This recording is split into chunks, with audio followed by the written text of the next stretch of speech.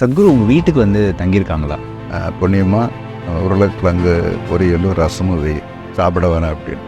அதே மாதிரி விஜயம்மாவுக்கு கேரட் கீர்னு பிடிக்கும். கிளாஸ் நான் நடத்தும் போது கூட சக்தி ரூபத்தில் வந்துட்டு போவார். இந்த மாதிரி ஒரு சில நிகழ்வுகள் நீங்கள் சொல்ல முடியும்? ஈரோடில் கிளாஸ் பண்ணும்போது சத்குரு ஒரே சமயத்தில் இருவேறு இடங்களில் இருப்பார். ஃபஸ்ட்டு சத்குருவை பார்க்கும்போது உங்களுக்கு என்ன தோணுச்சுன்னா? இவருக்குள்ள ஏதோ ஒரு மகத்துவம் இருக்குது. இவர் சராசரி மனிதர் அல்ல, சராசரி டீச்சர் அல்ல. நாம் பிராணாயாமம் பண்ணும்போதெல்லாம் கூட உட்காந்துருப்பார். ஒவ்வொருத்தருடைய நாடியும் பார்த்து என்ன மாற்றம் ஏற்படுதுன்னு பெருசனுக்கும். சத்குருவே கார்பெட் வைப்பார், அதாவது அடையாள அட்டை போடுவார், எல்லாமே பண்ணுவார். சத்குரு தமிழ் தெரியாது அந்த டைமில்? அந்த சுத்தமாக தெரியாது, சுத்தமாக தெரியாது. பிராணாயாமாவை டிரான்ஸ்லேட் பண்ணலாம் வா அப்படின்னு. நான் அப்போ முழங்காலை மடக்கி புதிங்கால் மீது அமரவும் பாரு. எதுப்போ முழங்காலும் பாரு. அப்புறம் இதான் முழங்கால்னு. இது ஒரு 6 வகுப்பு. கரூர் 2 வகுப்பு, ஈரோடு 2 வகுப்பு, திருப்பூர் 2 வகுப்பு, 6 வகுப்பு தான் கேட்டார் அவர் தமிழ் பேச. கிரகிக்கிற தன்மை அதிகப்படுத்தணும்னு சொல்லுவார்ல, அது 100% அவர்கிட்ட இருக்குது. என்னுடைய காலேஜ் கேலண்டர் அவர் கையில் இருக்கும். எனக்கு எப்போ லீவ் விடுதுன்னு போட்டால் 52 நாள் கிளாஸ் போட்டுருவார். எங்கெங்கே போய் தமிழ்நாட்டில் போய் கிளாஸ் எடுக்கணும் அப்படின்றத சத்குரு வந்து ஸ்கெடியூல் பண்ணுவாங்களா? கண்டிப்பாக உங்களுக்கு வந்து விஜயமா கூடயும் மொமெண்ட்ஸ் ஷேர் பண்ணியிருப்பீங்க. அன்பின் உருவம்னு சொல்லும். அந்த மாதிரி என்ன நாங்கள் ஏதாவது சத்குருக்கிட்ட கேட்கணும் அப்படின்னு சொன்னால் விஜயமா தான் யூஸ். சத்குரு பற்றி விஜயமா உங்கள்கிட்ட ஏதாவது சொல்லியிருக்காங்களா? என்கிட்ட கேட்டாங்க, நீ போன பிறகு இல்லை சத்குரு கூட எப்படி இருந்தேன்னு தெரியுமா அப்படி. இல்லையே நான் தெரியலையே அப்படி. நான் எனக்கு தெரிஞ்சிருச்சு. 250 பேர் அறிமுறைக்கு வந்துட்டாங்க. கேம்பியன் ஹையர் செகண்டரி ஸ்கூலில் கிளாஸ் 750 பேர். 750 நீச்சல் கூப்பிட்ற நாள் பார்த்தா எல்லாம் உருள்றாங்க. நான் சொன்னேன், இந்த மாதிரி ரொம்ப நன்றி ஃபாதர், நீங்கள் என் பால் கொடுக்குறேன்னா இவ்வளோ பேருக்கு நாங்கள் இவ்வளோ சுகமாக கிளாஸ் நடத்திருக்க முடியாது. No, man, I have read when Christ was present, such things will happen. I could see it.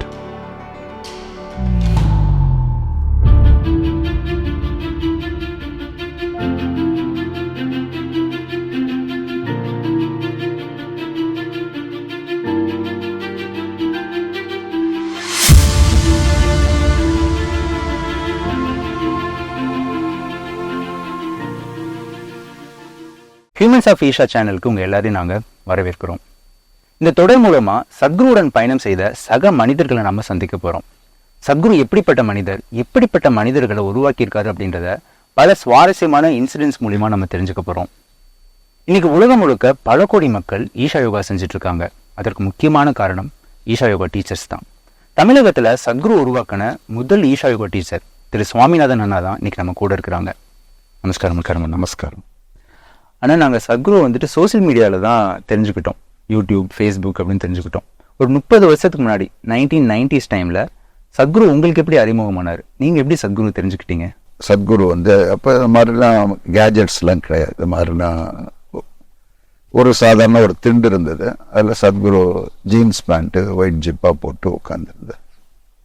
நாங்கள் முன்னால் ஒரு 50-60 பேர் 70 பேர் உட்காந்து கீழே உட்காந்துருந்து அவர் இன்ட்ரொடக்ஷன் அறிமுக உரை பேசினார். அறிமுக உரை பேசினோன்னே அதில் அவர் சொன்ன பாயிண்ட்ல எல்லாம் எனக்கு இந்த சைனஸ் ப்ராப்ளம் க்யூர் ஆகும் போல ஒரு உந்துதல் இருந்துச்சு. முடிஞ்சோடனே போய் கேட்டேன் அவர்கிட்ட, இந்த மாதிரி டாக்டர்ஸ் வந்து இதை அறுவை சிகிச்சை பண்ணி தான் க்ளீன் பண்ணணும்னு சொல்கிறாங்க, இது இந்த யோகாவில் க்யூர் ஆகும் கேட்டேன். தாராளமாக சத்குருட்ட கேட்டேன். அப்போ சத்குரு வந்து you do the class man அப்படின்னாரு. Don't expect anything, do the class. அப்படிதான் சத்குரு முதல்ல எனக்கு அறிமுகமானார்.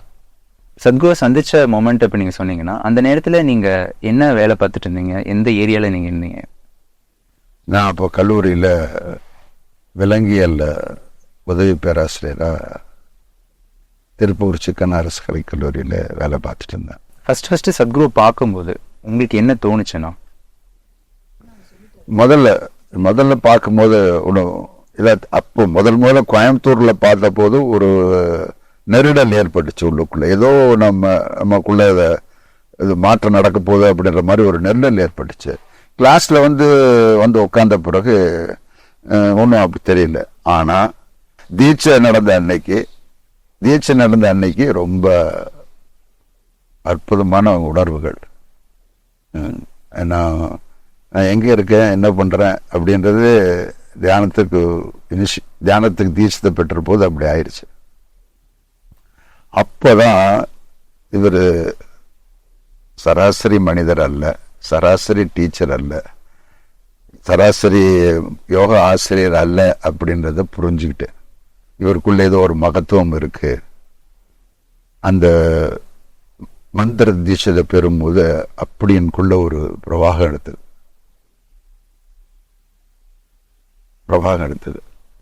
ஆனா இப்ப நீங்க சொன்னீங்க சத்குரு தான் வந்து உங்களுக்கு ஈஷா யோகா வகுப்பு எடுத்தாங்க அப்படின்னு. ஸோ இந்த வகுப்புல எத்தனை பேர் கலந்துக்கிட்டாங்க, இந்த வகுப்பு எங்க நடந்துச்சு, உங்களுக்கு அந்த வகுப்புடைய அனுபவங்களை பத்தி நீங்க சொல்ல முடியுமா? அந்த வகுப்புல ஒரு 72 பேர் கலந்துக்கிட்டாங்க. ஒரு பெரிய ஹால், அது 72 பேர் கலந்துக்கிட்டாங்க. அப்புறம் அவர் வகுப்பு எடுத்த விதம், அது நமக்குள்ள ஏதோ புதைக்கிற மாதிரி இருந்துச்சு, ஊடுருவி போய் புதைக்கிற மாதிரி இருந்துச்சு.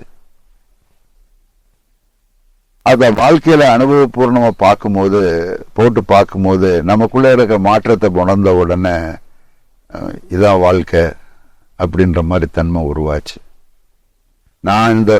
நம்ம எவ்வளவோ சிவபுராணங்கள் அதெல்லாம் படிச்சிருக்கோம், எல்லாம் பண்ணியிருக்கோம்.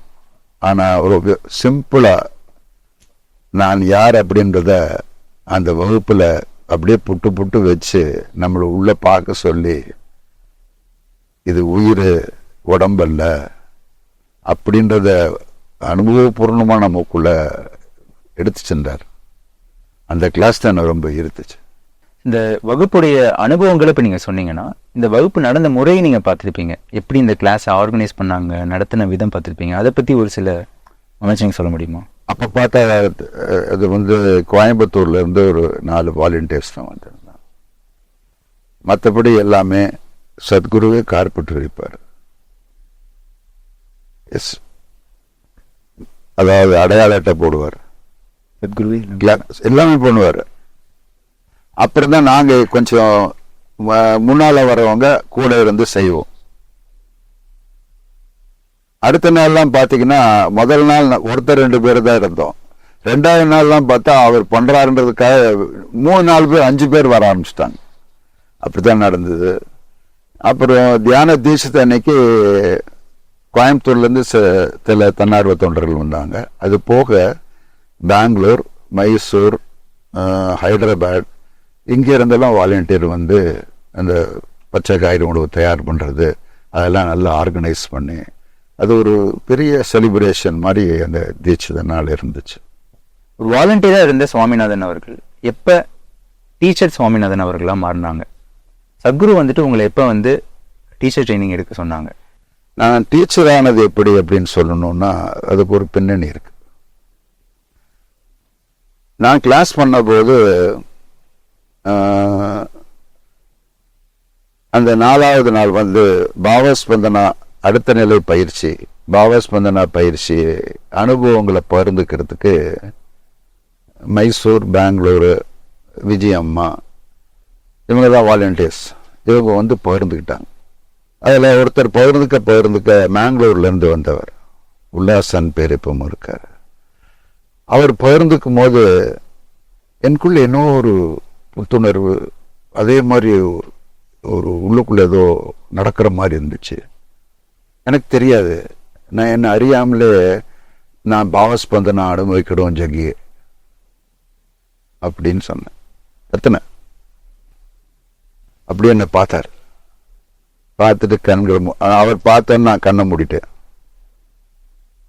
அப்புறம் அந்த வகுப்பு முடிஞ்சோன்னு உடலை நீங்க பண்ணியே ஆகணும் அப்படின்னு.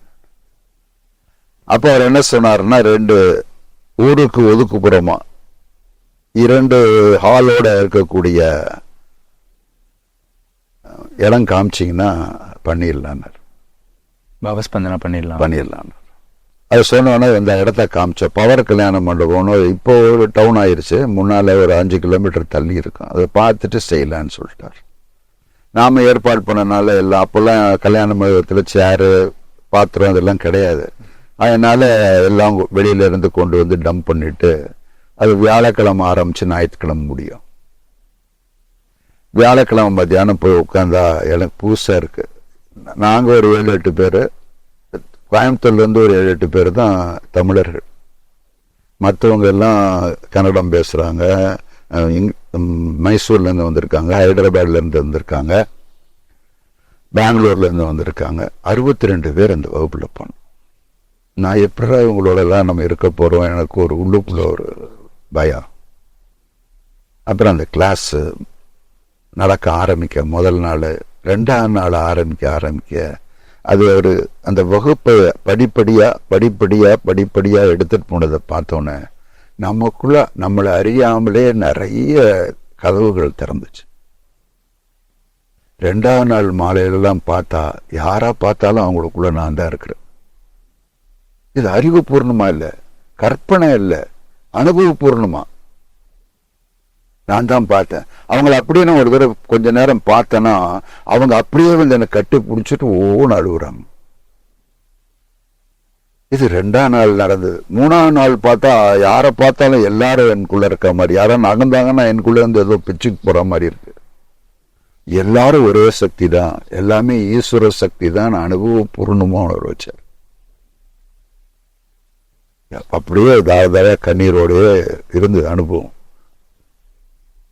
எல்லாரும் ஒவ்வொருத்தரா போய் பார்த்தா அவங்க எல்லாருமே கட்டி பிடிச்சி அழுதுட்டு தான் இருப்பாங்க.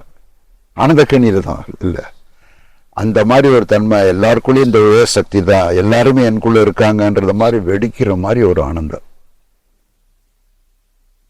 கடைசி நாள் வெளியில போய் ஏதோ மரம் செடி கொடி கூட இருங்க அப்படின்னார். நான் அங்கே ஒரு அரளி செடி கட்டி வச்சிருந்தேன். அது கிட்ட போய் இப்படி உட்காந்து கொஞ்ச நேரம் உட்காந்துருந்தேன்.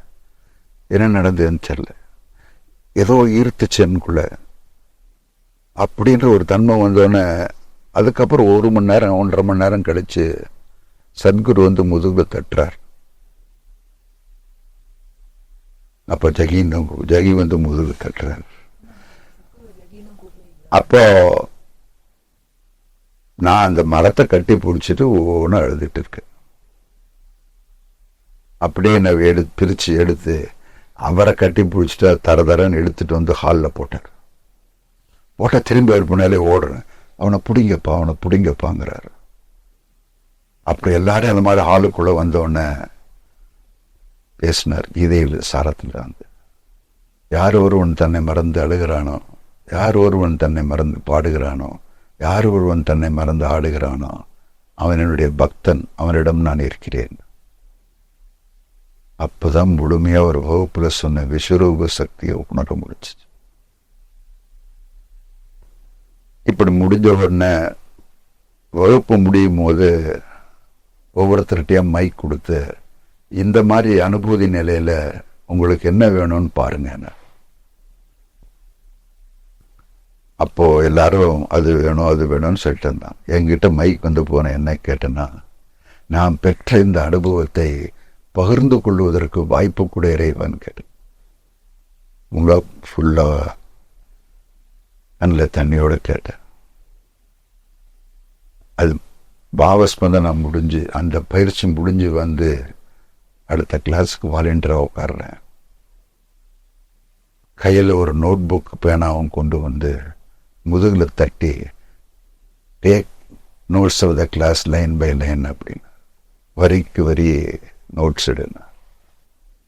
சத்குரு பேசுறது வந்து நீங்க நோட்ஸ் எடுக்கிற மாதிரி நான் நோட்ஸ் எடுத்தேன். 13 நாள் நோட்ஸ். 13 நாள்.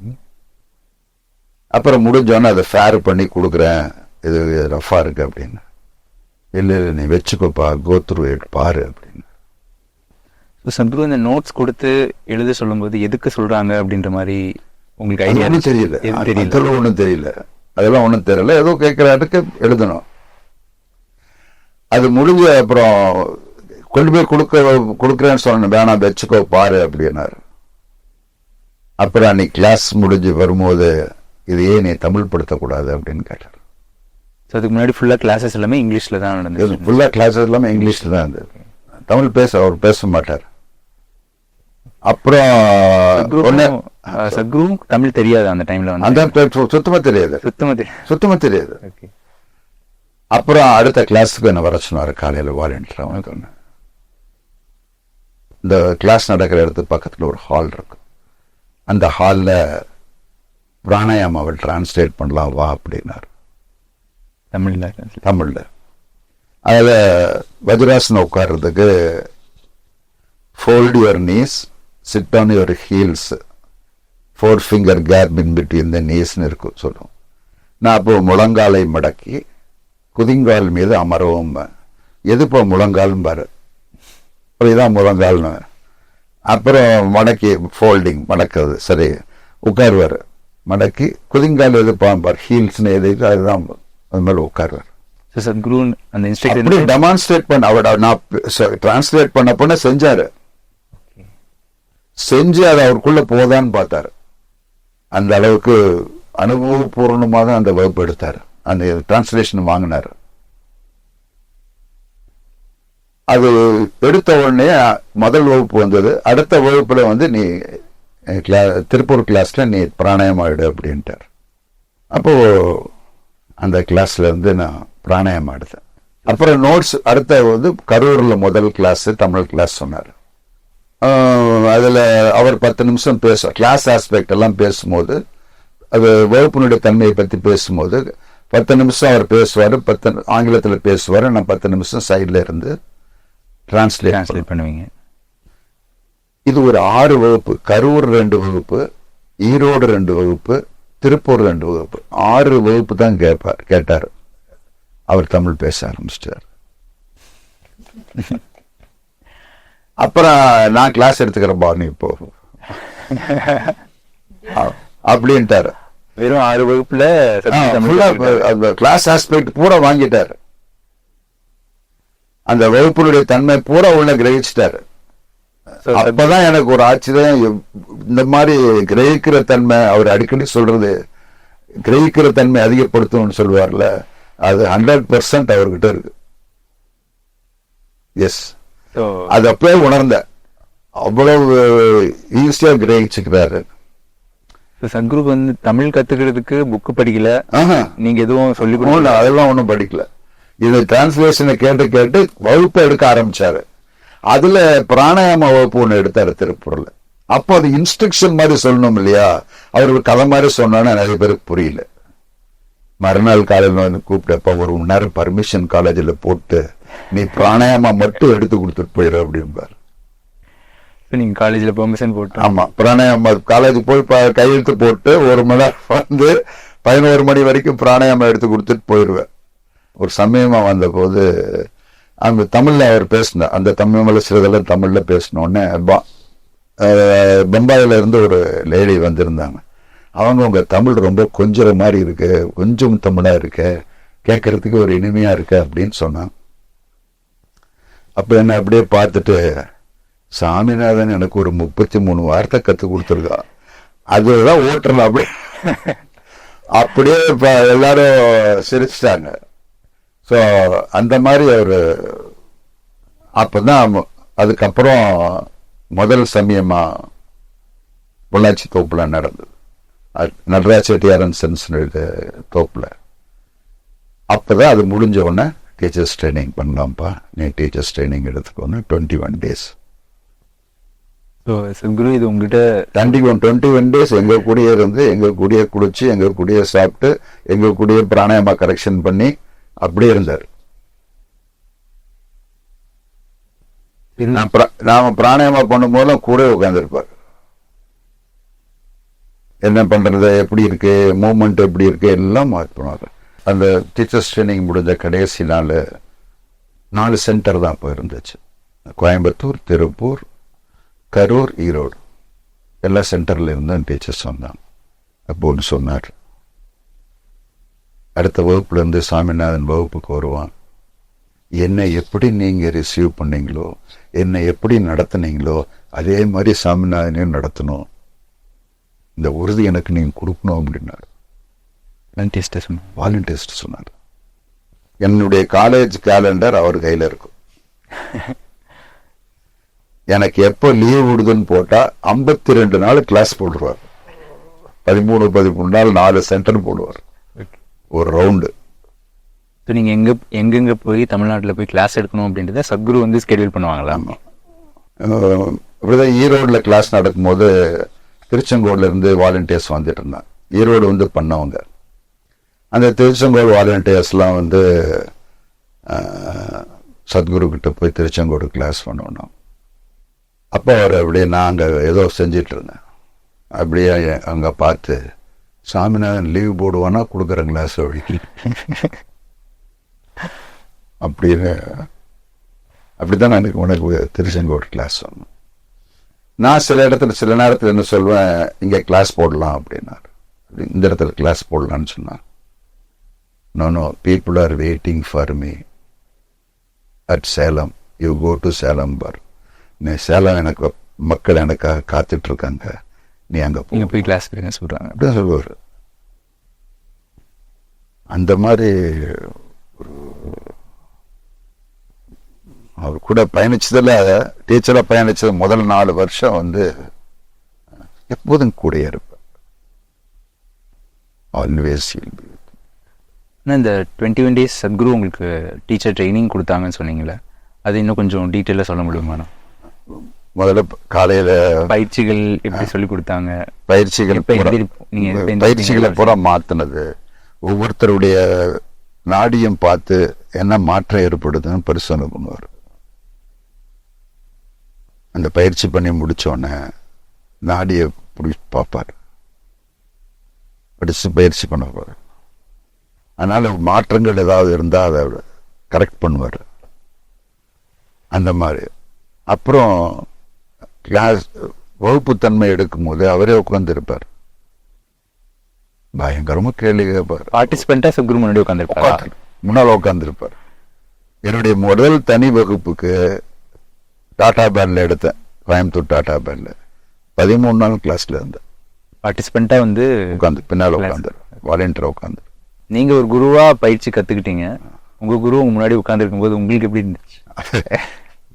அது முதல் ஒரு எதுக்கு இதாக இருந்துச்சு. 2வது 3வது நாள் எல்லாம் வந்து தன்னை போல. அப்போ என்ன நடக்கும் அப்படின்னு சொன்னால், நான் மத்தியான கிளாஸு டாடா பேண்டில் எடுப்பேன். சத்குரு அப்போ வந்து சிங்காநல்லூரில் வீட்டில் இருந்தார். அப்படியே வந்து மத்தியானம் சாப்பிட்டுட்டு சாயந்தரம் சிங்காநல்லூர் போய் கிளாஸ் எடுத்துட்டு வீட்டுக்கு போயிடுவார். விஜயம்மா தான் சாப்பாடு கவனித்து பக்கத்தில் உட்காந்துக்கும்.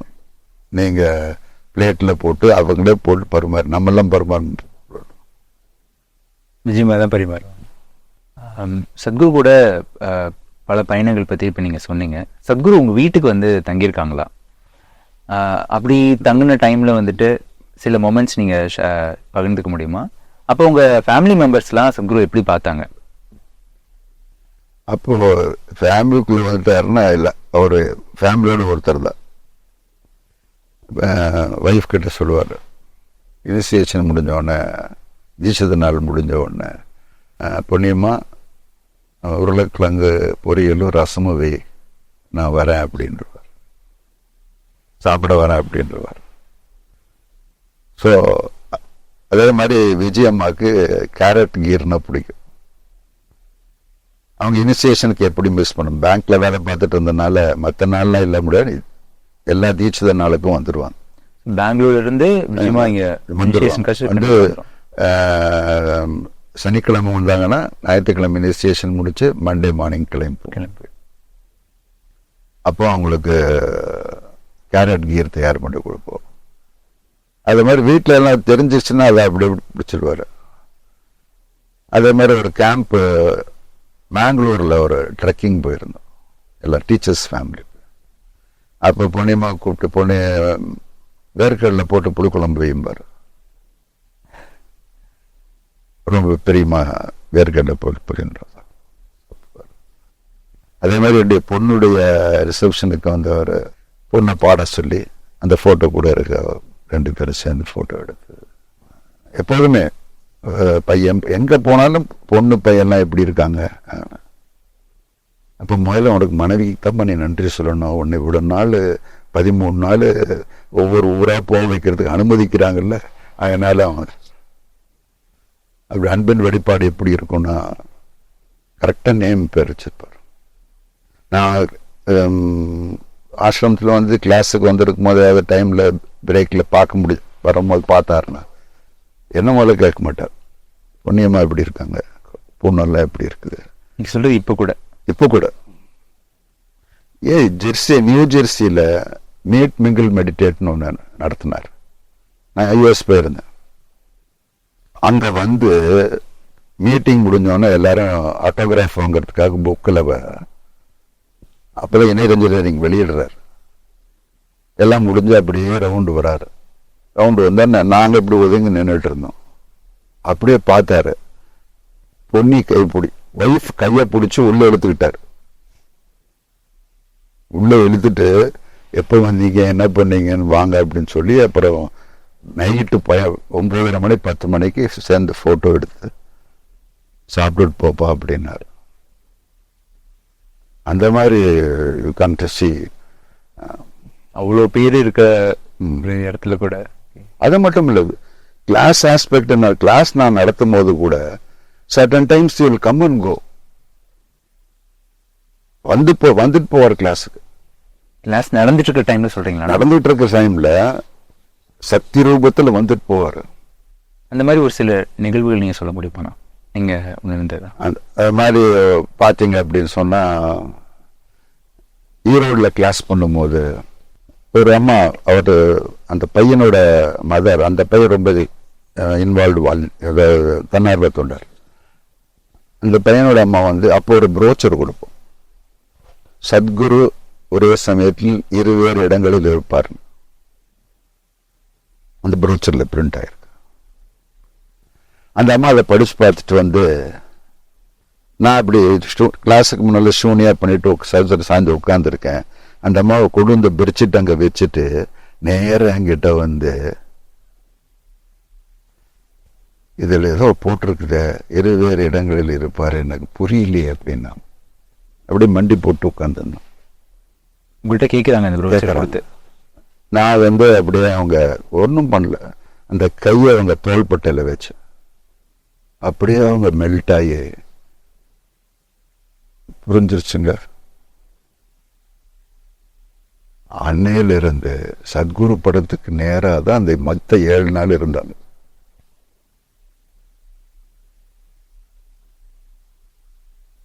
அந்த அம்மா பேர் முத்துலட்சுமி. நான் கிளாஸ் முடிஞ்சு போறேன், பார்க்கும்போது முத்துலட்சுமி எப்படி பிறந்தாங்க கிளாஸ். சத்குரு அந்த முத்துலட்சுமி அவங்கள பார்த்தது கூட இல்லை, அந்த கிளாஸ்க்கு வரல எதுவும் பண்ணல. நான் ஒரு பல இடத்துல ஒரு கிளாஸ் ஃபிக்ஸ் பண்ணேன். ஒரு கல்யாண மண்டபம் தான் ஃபிக்ஸ் பண்ணி ஏற்பாடு பண்ணியிருந்தேன். அந்த கல்யாண மண்டபத்தில் திடீர்னு அவங்க சொந்தக்காரங்க கல்யாணம் இருக்குன்னு சொல்லி கேன்சல் பண்ணிட்டாங்க. கடைசி நாள், ஒரு நாள் தான் இருக்கு, என்ன பண்றது, ஹால் தேடணும் அப்படின்னு போய் அங்க இருக்கிறத பார்த்தா அங்க ஒரு பீடி கோடவுன் இருந்தது. பீடி கோடவுன், அதுக்கு அடுத்தாப்புல ஒரு ஹால் இருந்தது. அந்த ஹால் தான் கிடைச்சது. நான் இன்ட்ரோடக்ஷன் கிளாஸ் ஆரம்பிச்சு அறிமுக நடத்தி நைட்டு கூப்பிடுறாரு. என்னப்பா பேடி குடிச்சிட்டே கிளாஸ் எடுக்கிறியா?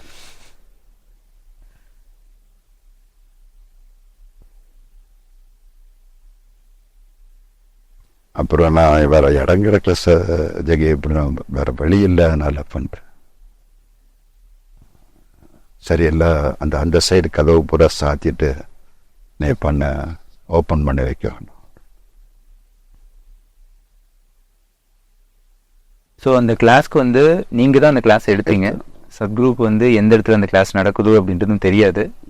ஒரு இடம் ஃபிக்ஸ் பண்ணி இருந்தது. அந்த இடத்துல நடத்த முடியாம கடைசி நேரத்துல மாத்தினது அவருக்கு இன்ஃபார்ம் பண்ணல. சத்குரூப் தெரியாது எந்த இடத்துல நடக்க போகுது அப்படின்றதும் தெரியாது. ஆனா அன்னைக்கு ஈவினிங்கே கேட்குறாங்க. அதே மாதிரி காங்கேயத்தில் ஒரு கிளாஸ் நடத்துகிறோம், ஒரு பெரிய குடோனு, 40 பேர் கிளாஸ். கரூரில் கிளாஸ் எடுத்துட்டு இருக்காரு. கிளாஸ் முடிஞ்ச பிறகு பேசும்போது என்ன சொன்னார்னா, ஃபோனில் பேசும்போது, என்னப்பா உனக்கு ரொம்ப சக்தி இருக்குன்னு நினைப்பா, உன் சக்தியெல்லாம் உறிஞ்சிரும். அவ்வளோ பெரிய ஹாலில் கிளாஸ் எடுத்தேன்னா முதல்ல ஒரு ஸ்க்ரீன் போட்டு கிளாஸை 40 பேர் தாண்டி ஸ்க்ரீனை போடு அப்படின்னாரு.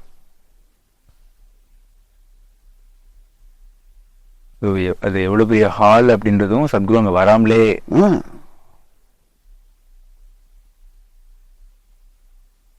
அதெல்லாம் அப்போ அவர் மேல அப்படியே ஒரு இதான். அட் எனி டைம் அவர் வரும்போது நமக்கு உணர்வு இருக்கும். அந்த சக்தி உள்ள வரும்போதே உணர்வு இருக்கும். கடைசி நாள் கிளாஸ் எல்லாம் பாவாஸ்மந்தனா தான். 13 நாள் கிளாஸ் இல்ல, கடைசி நாள் எல்லாம் பாவாஸ்மந்தனா தான் இருக்கும். சாம்பியன் ஹையர் செகண்டரி ஸ்கூல்ல முதல் கிளாஸ் ஃபிக்ஸ் பண்ணாங்க, இங்கிலீஷ் கிளாஸ்.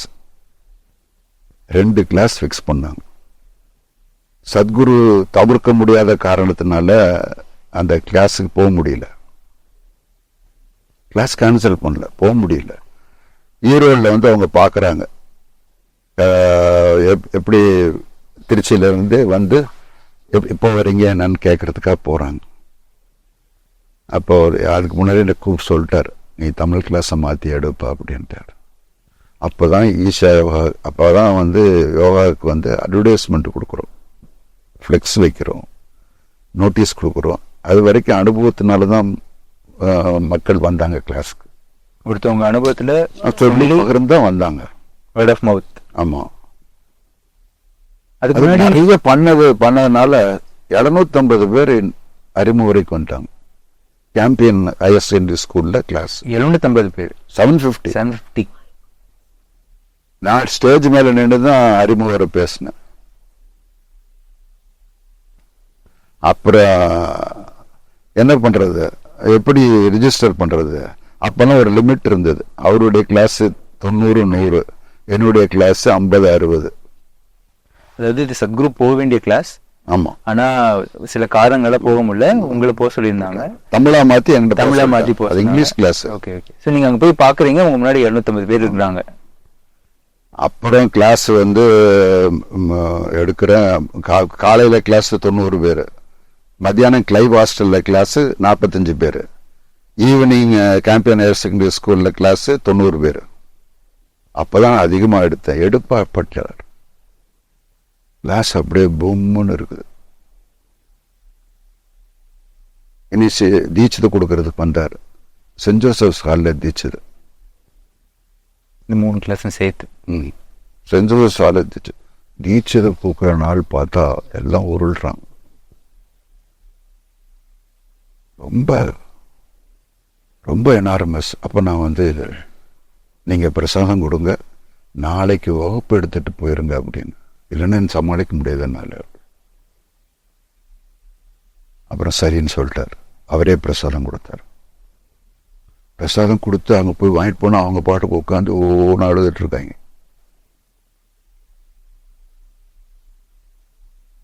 ரெண்டு நாள் சரிப்பா, க்ளோசிங் எப்பப்போ வைக்கிறீங்கன்னா, காலையில் தான் வைக்கிறேன் சத்குரு, வெய்ப்பா அப்படின்ட்டார். க்ளோசிங் ஹாலில் அன்னைக்கு என்னால் உட்காந்துருக்கவே முடியல. ஒருத்தர் சிவா சிவா சிவான்னு கத்துறாரு, ஒருத்தர் உருள்றாரு. எல்லாம் என்னால், ஆனால் அவர் இருக்கிறது தெரியுது. Is presence is there. அந்த ஹால் முடிஞ்சு அப்புறம் அங்கே அந்த ஃபாதர் கொடுத்தார் இல்லையா இடம், அவர்கிட்ட போய் நன்றி தெரிவிச்சுட்டு வரலான்னு சொல்லி அந்த அங்கே இருக்கிற தன்னார்வ தொண்டரோட போனோம். போனால் ஃபாதர் வச்சு, அவர் ஃபாதர்ஸ் லாட்ஜில் இருந்தார். அப்புறம் இருந்து அப்புறம் நான் சொன்னேன், ரொம்ப நன்றி ஃபாதர், நீங்கள் இந்த ஹால் கொடுக்குறேன்னா இவ்வளோ பேருக்கு நாங்கள் இவ்வளோ சுகமாக கிளாஸ் நடத்திருக்க முடியாது. நோ நோ மேன், ஆங்கிலத்தில் சொன்னார், I have to thank you. என்னன்னா on the closing session I was on the veranda. I have read when Christ was present, such things will happen. I could see it. So I should thank Sadhguru and you for making the hall holy. So அந்த மாதிரி அவருடைய presence வந்து எப்போதுமே. இந்த class நடந்தது எந்த வருஷம்? 96 1996 நடந்துச்சு. திருச்சி கேம்பெயின் எலெக்ஷன் ஒரே ஒரு கிளாஸ் தான் இருந்தது. அந்த கிளாஸ் இன்னும் திருச்சி வாலண்டியர்ஸ்க்கெலாம் மறக்க முடியாத வகுப்பு. கேட்கும்போது ரொம்ப குறிப்பாக இருக்குண்ணா. அவருடைய ஆப்சன்ஸ் இருக்கிற பவர் வந்து சாதாரணமாக ப்ரெசன்ஸில் இருக்காது. அதுக்கு ஒரு அனுபவம் கொடுத்தாரு எனக்கு. ஒன்னஸில் அமாவாசை பௌர்ணமி அன்னைக்கு ரைட் சைடில் பூரா விபூதி பூசிக்கும் குழைச்சி, லெஃப்ட் சைடு பூரா சந்தனம் பூசிக்கும். 11:45 to 12:15 ஒரு மிட் நைட் மெடிடேஷன் போடுவார். அப்போ இந்த ரெண்டு சக்தியும் தனித்தனியாக இருக்கிறது அர்த்தநாரீஸ்வரர் என்பதை அனுபவபூர்வமாக உணரலாம். அந்த தியானத்தினுடைய உச்சிக்கு போகும்போது ரெண்டும் அப்படியே உங்கள் சுஷும்னால இணையறதை பார்க்கலாம். நிறைய பேர் அனுப்பிச்சிருக்காங்க. ஒரு பௌர்ணமி கோயம்புத்தூர்ல சத் சங்கம், ரெட் கிராஸ்ல. அப்பெல்லாம் சத் சங்கம்னா 85 பேர் வருவாங்க. சத்குருடைய சத் சங்கம் நடக்குது. சத்குரு இல்ல சத்குரு ஓல்டாஸ்ல இருக்காரு. என்ன கூப்பிட்டாரு, நீ போய் நடத்திட்டு வந்திருப்ப. நான் ராமு கூட போ, முடிச்சுட்டு தங்கியிருந்தேன். அப்போலாம் 6:15 மேலே ஆசிரமத்துக்கு யாரும் வரக்கூடாது. காலையில் நான் பேரூருக்கு வர சொல்கிறேன் பைக்கில், நீ வந்துடு அப்படின்ட்டு. அப்போ அந்த ஹாலில் போய் நான் ஷூனியா பண்ணி முடிக்கிறேன். இந்த லேம்ப் ஏற்றிட்டு ஷூனியா பண்ணி முடிக்கிறேன். அப்படியே அந்த லேம்பில் இருந்து புகை ஊருக்கு அப்படி கிளாஸ் பண்ண போனால் அப்படியே ஸ்ப்ரெட் ஆகுது. அப்புறம் எல்லாம் மகத் கிரியால எல்லாம் நெக்லாக் பண்ணாங்கன்னா மேலே போகிறாங்க. 9:30 மணி ஆனதான் காலியாச்சு ஹால். 8 மணிக்கு முடிஞ்ச சத் சங்கம். மறுநாள் காலையில் ஆசிரமத்துக்கூட தியானலிங்கம் இருக்க இடத்துல இப்போ ஒரு சின்ன குடிசை இருக்கும், அந்த இடத்துல உட்காந்து நின்று இருந்தார். நான் வந்து அப்படியே நமஸ்காரம் பண்ணினேன். ஹவ் வாஸ் தி சத் சங் மேன் அப்படின்னாரு. உடனே நான் அப்படியே பேசு, Sadhguru you are very powerful in your absence than presence. That's it, you gained an experience. அதனால் அவர் நம்ம கூடயே இருப்பேன்னு சொல்றது பொய்யல்ல. பயிற்சி ஒழுங்காக செய்யுங்க, எப்போதும் நான் உங்க கூட இருப்பேன்னு சொல்றது வந்து பொய்யில். சத்குரு பற்றி எங்களுக்கு தெரியாத பல சுவாரஸ்யமான நிகழ்வுகளை வந்து நீங்கள் இப்போ சொல்லிட்டுருக்கீங்கன்னா, கண்டிப்பாக உங்களுக்கு வந்து விஜிமா கூடயும் ராதேகா கூடயும் வந்து மொமெண்ட்ஸ் ஷேர் பண்ணியிருப்பீங்க. அதை பற்றி சில மொமெண்ட்ஸ் நீங்கள் சொல்ல முடியுமா? விஜயம்மா தான் எங்களை எல்லாம் ஆர்வத்தோட ஒவ்வொரு கிளாஸுக்கு வரும்போது ஆர்வத்தோட கூட இருந்து பின்னால் இருந்து எல்லாம் செய்வாங்க. ரொம்ப அன்பானவங்க, அன்பின் உருவம்னு சொல்லலாம். அந்த மாதிரி என்ன நாங்கள் ஏதாவது சத்குருக்கிட்ட கேட்கணும் அப்படின்னு சொன்னால் விஜயம்மா தான் யூஸ் பண்ணுது. ஒரு இன்சிடென்ட் சொல்கிறேன். 2வது கிளாஸு 3வது கிளாஸு திருப்பூரில் எடுக்கும்போது காலையில் நான் வந்து சாதாரண ஆசாமியாக போகிறேன். நான் அதுக்கு முன்னால் 14 வருஷம் சபரிமலை போயிருக்கேன் நம்பியார் குரூப்பில். அதனால் அந்த சமயம் நம்பியார் குரூப் வந்து கோயம்புத்தூர் வழியாக போகிறாங்க, நீ மாலை போடுறது வந்து போட்டுங்க ப்ரொஃபஸர் அப்படின்னாரு. ஜவஹர்னு அவர் கூட இருப்பார். சரி, நான் மாலை சாயந்தரம் அக்கா கிட்ட தான் மாலை போடும். அக்காட்ட போட்டு கிளாஸுக்கு சாயந்தரம் போகிறேன். பயங்கரமாக கிண்டல் அடிக்கிறார். வாங்க சாமி உட்காரு, யாருக்கு நிழல் அடிக்கிறாங்க? வாங்க சாமி உட்காருங்க, சாப்பிட்றீங்களா என்ன? யாருக்கு நிழல் அடிக்கிறாங்க? சத்குரு அடிக்கிறார் நம்மளை பார்த்து. ஓகே. அப்போ கிளாஸ் ஆஸ்பெக்ட் வந்து 13 daysல வந்து டு see yourself, உங்களுக்குள்ளதான் கடவுள் இருக்காருன்றத நிர்ணயிக்கிறது. அதனால ரொம்ப கிண்டல் அடிப்பார். விஜயக்கா மறுநாள் விஜயம்மா மறுநாள் என்னன்னா நீ சொல்லாம இல்லாம போய் போட்டு வந்துட்டு நம்மளை போட்டு உன்னை பத்தியே பேசிட்டு இருக்காரு அப்படின்னு.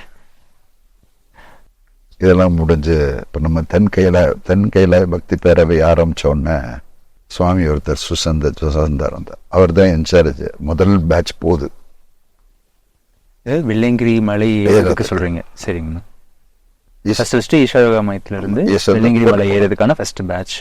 அவங்களுக்கு தீட்சித விலங்கி மாலை போடணும், ருத்ராட்சி மாலை போடணும். சுவாமி போய் சத்குரு கிட்ட நிகழ்ச்சி நடத்தணும், எப்படி நடத்துறது. சாமியான்னு கூப்பிட்டு போ.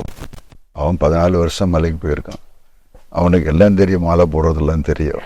அதனால அவனை வச்சு போடுன்னு சர்க்காஸ்டிக்கா சொன்னாரா? இல்ல சர்க்காஸ்டிக்காவும் ஏதோ சொன்னார்.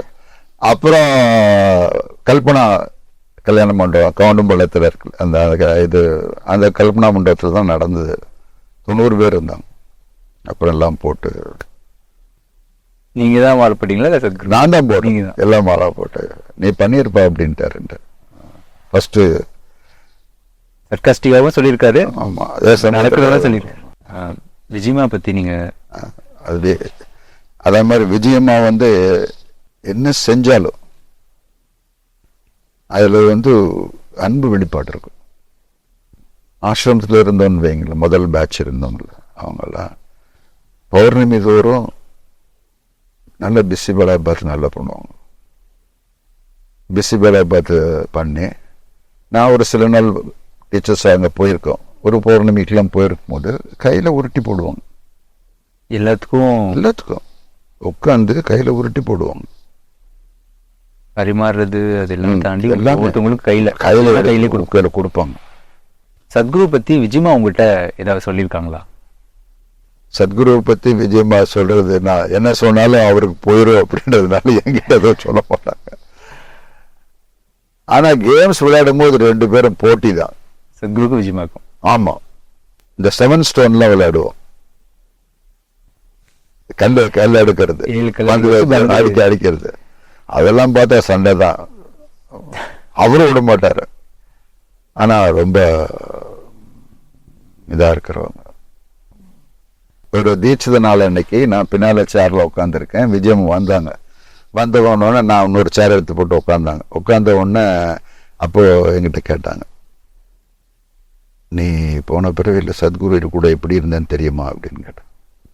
இல்லையே, நான் சரியில்லையே அப்படின்னு. எனக்கு தெரிஞ்சிருச்சு அப்படின்னு சொல்லிட்டு போன பிறகு சத்குருடைய தங்கையா இருந்தேன். விஜயம்மா சத்குருடைய தங்கையா இருந்தேன். இதே வருஷம் சத்குரு சமாதிக்கு அப்புறம் சொன்னார். அப்பதான் எனக்கு புரிஞ்சுது.